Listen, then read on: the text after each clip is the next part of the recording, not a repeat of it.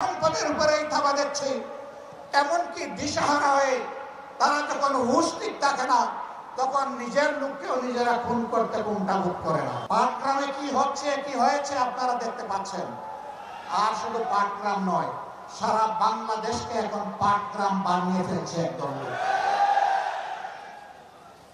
এই অবস্থায় সুষ্ঠু নির্বাচনের কল্পনাও করা যায় না।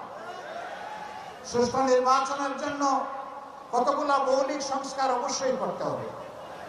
আমরা সেই সংস্কারগুলোর কথা বলেছি। আমরা ওই সংস্কারও আদায় করে ছাড়ব এবং সুষ্ঠু নির্বাচনও আমরা ইনশাআল্লাহ আদায় করে ছাড়ব। কার্যত দুপুর 2টা থেকেই এই আয়োজন চলছে।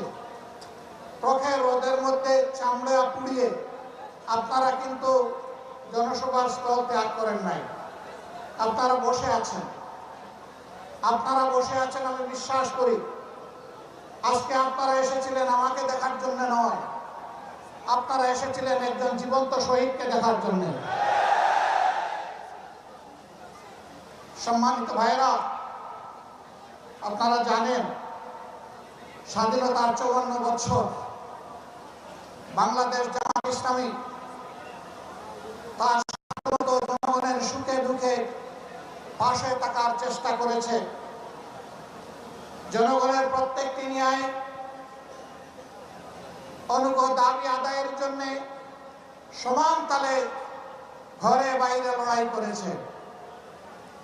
এদেশের জনগণের ভোটের অধিকার নিশ্চিত করার জন্য কারো মাথায় যে প্রস্তাবনা আসে নাই, জামাতে ইসলামীর তৎকালীন আমির জনাব অধ্যাপক গোলাম আজম রাহিমাহুল্লাহ সর্বপ্রথম এই জাতির সামনে কেয়ারটেকার সরকারের প্রস্তাবনা উপস্থাপন করেছে, যার ভিত্তিতে 91 সালে ওই কায়দায় একটা নির্বাচন হয়েছিল। পরপর আরো 2-3টি নির্বাচন হয়েছে। তারপর থেকে সেই কেয়ারটেকার সরকারকে খেয়ে ফেলা হয়েছে। সম্মানিত বন্ধুগণ, 15.5 বছর আমাদের অবস্থা আপনারা জানেন। আমাদের অনেক নেতৃবৃন্দকে খুন করা হয়েছে। দুইজন আমির, 2জন নায়েবে আমির, 2জন অ্যাসিস্ট্যান্ট সেক্রেটারি জেনারেল, 1জন নির্বাহী পরিষদ সদস্য, এরকম করে একেবারেই মাথা থেকে শুরু করে 11 জন নেতাকে আমাদের বুক থেকে ছিনিয়ে নেওয়া হয়েছে।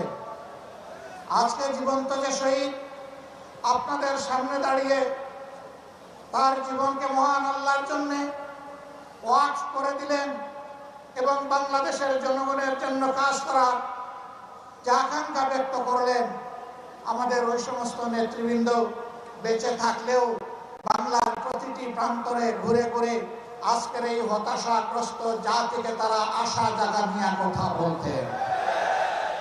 তারা জাতিকে নতুন করে পথ দেখাতেন। এই অন্ধকার থেকে বের হয়ে আসার উপায় কি? 15.5 বছর আমাদের সাথে যা করা হয়েছে সব আপনারা জানেন। আমি এই চর্বনে যাচ্ছি না। তারা অনেক মানুষকেই খুন করেছে, আবার আল্লাহর ইচ্ছায় অনেককে তারা খুন করতে পারেনি। আমার সম্মানিত ভাই এটিএম আজহারুল ইসলাম বলেছেন রাখে আল্লাহ মারেকে, কিন্তু আরেকটা তিনি বলেন নাই, ধরে আল্লাহ ছাড়ে কে?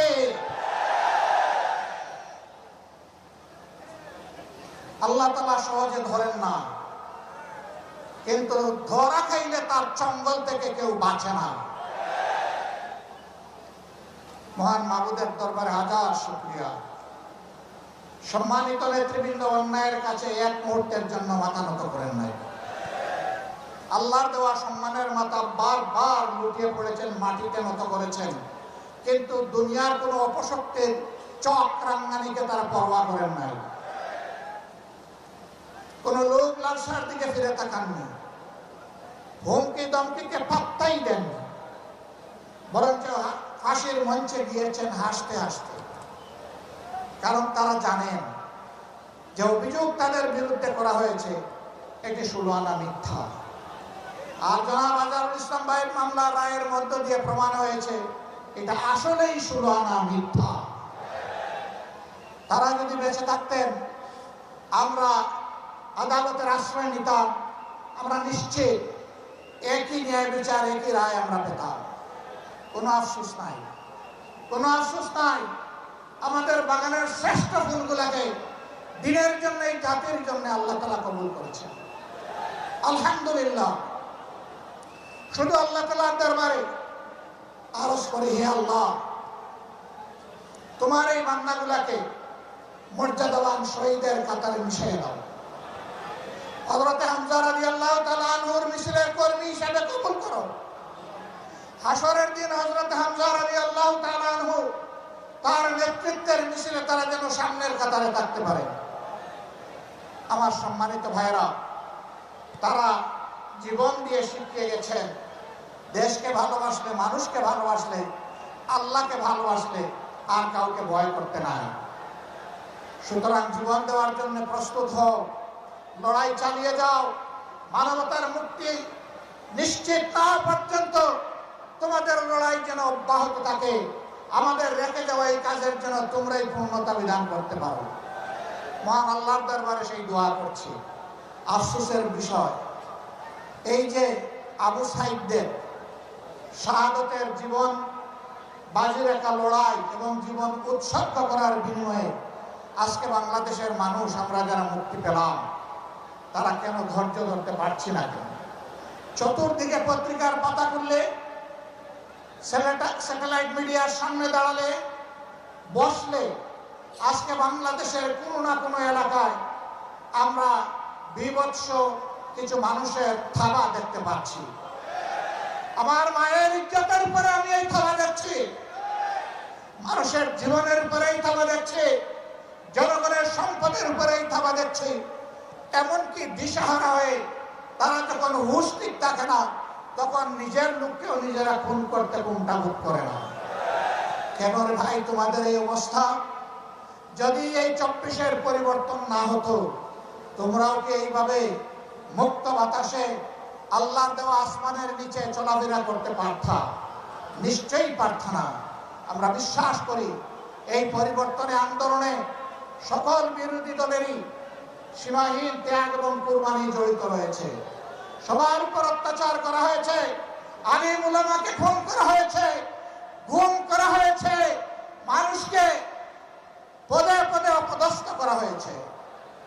শেষবার যখন আমাকে গ্রেফতার করা হয়েছিল, তখন বেশ কিছু আলিম উলামার সাথে জেলে, চলন্ত প্রিজন ভ্যানে এবং আদালতের কাস্টডিতে তাদের সাথে আমার দেখা হতো। বয়োবৃদ্ধ আলিম, তাদের হাতে ছিল হাত কড়া পরানো, পায়ে ছিল লোহার বেড়ি। আপনারা দেখেছেন যে জীবন্ত শহীদ আজকে এখানে দাঁড়ালেন, তার মতো একজন সম্মানিত দায়িত্বশীল নেতার পায়েও তারা বেড়ি পরাতে কুণ্ঠাবোধ করে না। এরা ছিল রাজনীতির নামে শিষ্টাচারবিহীন এক প্রজাতি। এরা রাজনীতির শিষ্টাচার জানতো না ভাই, জানতো না বলেই তাদের অপকর্মের স্বাদ ভোগ করে তারা বিদায় নিল। একই অপকর্ম যদি এখন আর কেউ করে, তাহলে তাদের জন্য এর চাইতে ভয়ঙ্কর স্বাদ অপেক্ষা করছে। আজকে আমি যখন সৈয়দপুর এয়ারপোর্টে নামলাম, কিছু সাংবাদিক বন্ধু আমাকে ঘিরে ধরল। আমি বললাম, ভাই আজকে তো কথা হবে জনসভায়, এখানে কথা না বলি। বলেছে না, আমরা ওখানে যাচ্ছি না, আমরা এখানে এই দুই একটা কথা অতি অল্প সময় শুনতে চাই। এর মধ্যেই প্রথম প্রশ্ন, বর্তমান পরিবেশে আপনি কি মনে করেন সুষ্ঠু নির্বাচন সম্ভব? আমি বললাম, আমি কি বলবো, পাটগ্রাম তো আপনাদের একেবারে কাছে। পাটগ্রামে কি হচ্ছে, কি হয়েছে আপনারা দেখতে পাচ্ছেন। আর শুধু পাটগ্রাম নয়, সারা বাংলাদেশকে এখন পাটগ্রাম বানিয়ে ফেলছে একদম। এই অবস্থায় সুষ্ঠু নির্বাচনের কল্পনাও করা যায় না। সুষ্ঠু নির্বাচনের জন্য কতগুলো মৌলিক সংস্কার অবশ্যই করতে হবে। আমরা সেই সংস্কারগুলোর কথা বলেছি। আমরা ওই সংস্কারও আদায় করে ছাড়বো এবং সুষ্ঠু নির্বাচনও আমরা ইনশাআল্লাহ আদায় করে ছাড়বো। কেউ যদি আওয়ামী ফেস্টিভ্যাল আমলের নির্বাচনের স্বপ্ন দেখে থাকেন, আমরা বলবো মহান আল্লাহর সাহায্যে আমরা সেই স্বপ্নকে দুঃস্বপ্নে পরিণত করবো ইনশাআল্লাহ। স্বপ্ন বাস্তবায়ন হতে দেওয়া হবে না। কোনো প্রশাসনিক কূপ করতে দেওয়া হবে না। ভোট কেন্দ্রে কোনো হস্তান্তর চলবে না। কালো টাকার কোনো খেলা